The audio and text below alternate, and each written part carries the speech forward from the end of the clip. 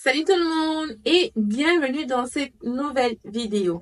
Donc, comme vous avez vu le titre de la vidéo d'aujourd'hui, nous allons parler en relation, mais plus précisément des relations amoureuses ici au Canada, parce que ce sont le genre de questions que je reçois souvent. Les gens sont comme, ouais, Serena, est-ce que tu peux me trouver un copain ici?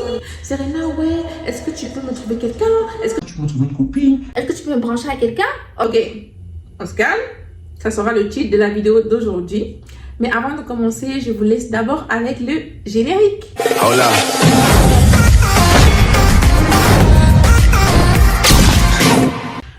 Donc, concernant les relations ici au Canada, c'est un sujet plutôt complexe, je dirais, parce que je connais plein de personnes qui arrivent ici au Canada qui sont comme « Waouh, je suis arrivée, peut-être ça fait 4 ans ou 5 ans, personne ne m'a jamais dragué et tout, et tout, et tout. » C'est normal.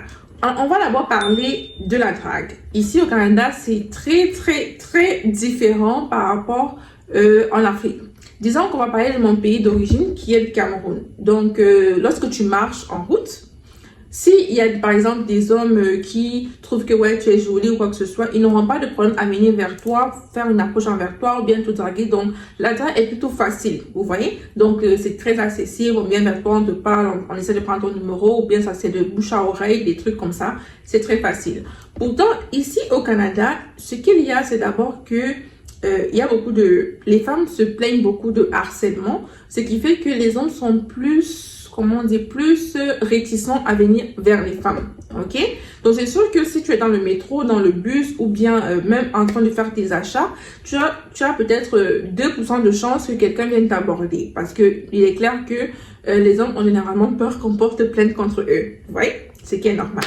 Donc ici, si tu es quelqu'un qui, tu parles, déjà par exemple, tu viens ici, tu vis seul, tu ne connais personne, et ta routine par exemple, c'est juste aller au travail, aller faire les courses, être dans le métro, dans le bus et rentrer chez toi, c'est clair que tu vas passer même 8 ans ici et tu ne vas connaître personne. Personne ne va venir te parler, ok? Donc, comment, mes petites astuces, moi, que je pourrais conseiller aux gens, que ce soit des hommes ou des femmes, hein, ce que je pourrais conseiller aux gens, de 1, soyez sur les réseaux. Les gens négligent souvent les réseaux sociaux parce qu'ils se disent que ouais, ils n'aiment pas les réseaux sociaux et tout. Mais moi, je trouve que ça fait au moins, comment dire, les gens savent au moins ce que tu vis. Disons que tu es quelqu'un, tu es introverti. Hein? Disons que tu es quelqu'un d'introverti et que tu as juste ta routine qui est calée. Voilà. Comment les gens vont savoir que tu vis dans ce monde? Comment les gens vont savoir que tu es sur Terre? Personne. Pourtant, lorsque tu es sur les réseaux sociaux, tu peux attirer des gens, tu peux plaire aux gens, les gens peuvent t'écrire. Il y a cette interaction-là qui n'est pas forcément une interaction en face de la personne, mais une interaction virtuelle. Donc, normalement, ça devrait aller. Donc, généralement, ici, les gens sont plus au niveau des réseaux sociaux. Donc, en parlant des réseaux sociaux, nous allons parler des sites de rencontres parce que c'est le number one ici au Canada. Tout le monde, tous les célibataires, bien sûr, ils sont sur des sites de rencontres. Donc, si tu cherches quelqu'un, si tu cherches à te faire draguer ou des trucs comme ça, va sur un site de rencontre. Généralement, ici, les gens utilisent, tu connais deux sites, Badoo et Tinder. Ce sont les deux sites, généralement, que les gens utilisent. C'est sûr qu'il y a d'autres sites, mais ce sont les deux que moi j'ai entendus. Donc, sur ces deux sites-là, tu t'en vas dessus, tu te crées un compte, il ne faut pas avoir honte, ok? N'attendez pas d'avoir 35 ans, 40 ans ici pour dire que ouais, on m'a jamais dragué et tout. Allez sur ce site de rencontre. Vous créez un compte, vous mettez votre photo, vous n'avez pas honte que vous êtes en train de chercher un homme, voilà. Vous allez sur le site et puis vous commencez à scroller, vous allez faire des matchs, vous allez parler aux personnes. C'est sûr qu'il y a des bonnes personnes, il y a des mauvaises personnes dessus, c'est sûr qu'il y a du bon et du mauvais partout. Mais pour moi, c'est aussi un bon moyen pour un peu sortir de votre routine et trouver des gens à qui parler. Moi, personnellement, la deuxième astuce que je vais vous donner, c'est de sortir. N'ayez pas honte. Moi, je suis quelqu'un d'introverti, mais si moi, je vous dis de sortir, ça veut dire qu'il faut vraiment être entreprenante. Moi, personnellement, lorsque j'ai été seule et que je connaissais personne ici, je partais sur mon Snap, j'ajoutais plein de gens qui sont ici au Canada. Au hasard, j'ajoutais plein de gens. Et généralement, il y a des gens qui postent des flyers, genre, il y a des fêtes à tel endroit, il y a des fêtes ici. Je m'en allais à ces fêtes-là. Je ne connaissais personne. personne, je m'habillais et j'allais à ces fêtes-là. Et je vous assure qu'en sortant de là, tu es sûr de t'être fait au moins 5 amis.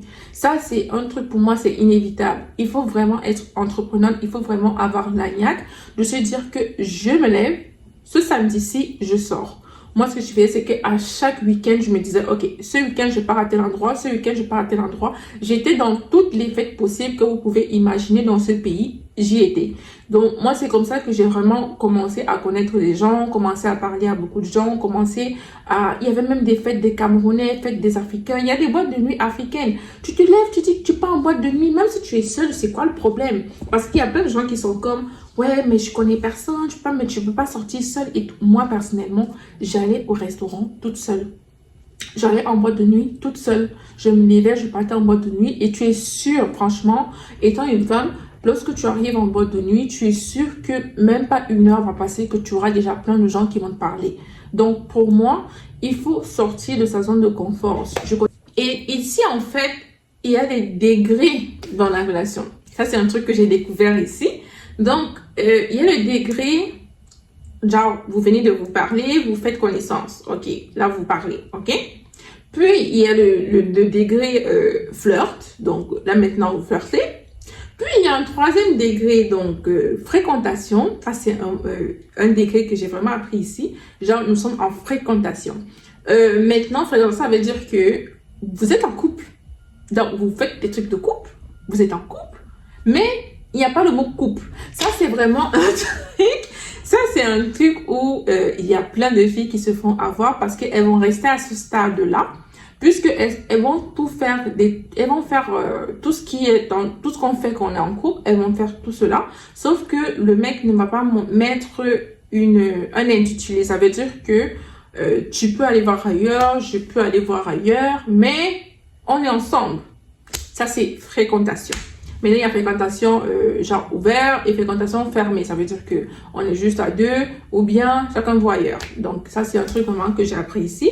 Et maintenant, il y a le dernier degré qui est l'aval et le degré où ici, vraiment, c'est très rare que les gens arrivent à ce degré-là qui est être en couple. C'est ça, c'est un truc que vraiment je suis très très choquée ici. C'est que le dernier degré qui est être en couple, ici, c'est comme si vous êtes mariés. Genre, des gens ont peur d'arriver à ce degré-là. Tu dois fréquenter la personne pendant si c'est 3, 4 mois, 5 mois avant de voir ouais, si ça peut donner, s'il y a le feeling, si machin pour maintenant décider d'être en couple. En tout cas, ça, c'est un truc, personnellement, que moi, je ne suis pas dans ça, mais je suis juste en train de vous expliquer comment ça se passe ici et comment la majorité fonctionne. Mais bien sûr, il y a la minorité. Généralement, il y a certains Africains, du moins la majorité, qui ne sont pas dans ça et qui fonctionnent comme en Afrique. Mais il y a aussi certains qui profitent de cela parce que ça, pour moi, ça c'est profiter, puisque c'est garder la fille à un certain niveau où tu fais tout ce qu'un couple fait avec cette fille-là, sauf que tu n'es pas engagé avec. Donc, c'est généralement ce que les hommes font ici, ils sont un peu comme des petits serpents et ils fonctionnent comme ça. Donc, si vous trouvez que c'est un bon truc, n'hésitez pas à me le dire en commentaire, ou bien si vous êtes contre, n'hésitez pas à me le dire.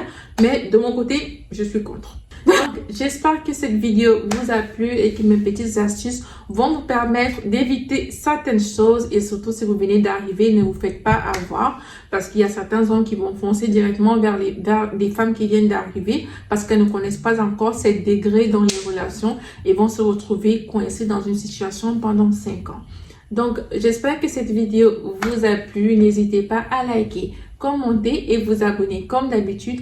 Et nous, on se retrouve dans quelques jours pour la prochaine vidéo. Bisous!